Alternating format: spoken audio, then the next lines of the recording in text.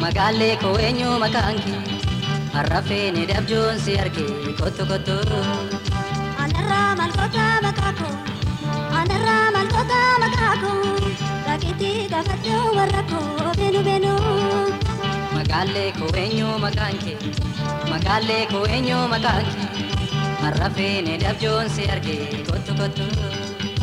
Anarraa maaltoota makaako anarraa maaltoota makaako rakkiti gaafadhu warra koo beenu beenu.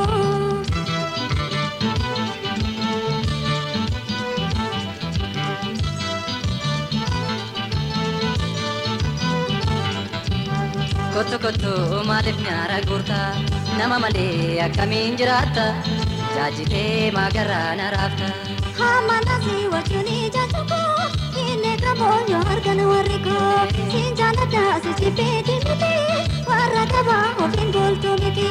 Hamanasi wajjini jaajako inni kabonyo argan warri koo siin jaalladha si jibbeeti miti warra qabaa ormaan bultu miti.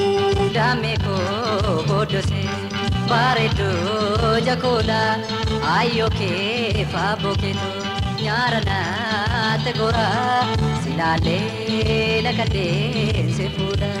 Naadhaan gaafadhu jaarsummaa itargiti ulfinaa gafuutii foomiti.